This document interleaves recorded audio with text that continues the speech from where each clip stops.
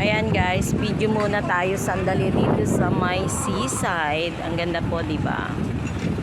Ayan. Along the harbor point. Daming pa, di ba? Ito po ay harap lang sa restaurant na bagong pinapasukan ko. Actually, ito po yung lagi namin dinaadaanan ni Alexia. If you guys remember, yun sa lumang bahay namin. Ito po. Ayan, kita nyo, daming tao guys. So, punta sila sa island. Ayan, daming pumupunta sa beach today kasi maganda yung weather, hindi siya gaanong mainit. Tapos mga kalalakihan dito, ayun, parang hobby na nila mag-fishing dyan. Ayan.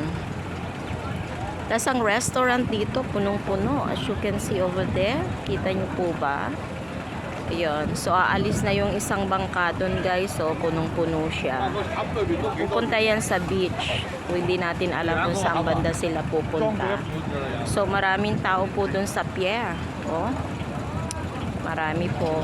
So, enjoy guys. Enjoy sa mga kapwa nating Pilipino at sino man pong nandito na mga kapwa nating Pilipino sa Hong Kong. Enjoy nyo po ang inyong public holiday. Ayan, holiday po kasi ngayon dito sa Hong Kong. So, sarap tumambay po dito, oh. May mga upu-upuan dito. Ayan. Ayan. Libangan na nila yung mag-fishing.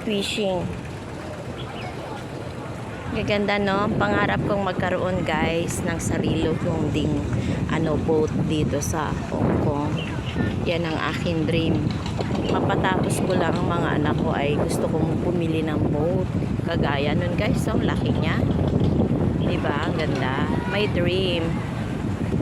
Yes. Pwede kasi dito, pagka yung kwan na, pwede ka rin tumira sa bangka. Pwede ka rin, pagka maganda yung boat na nakuha mo, pwede ka rin. Kaya lang, pagka may bagyo, syempre, aahon ka. Yan. Very safe po, diba? Very maganda. Ayan.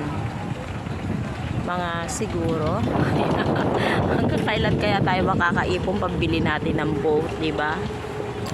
So, hindi naman masamang mangarap. Ayan, guys.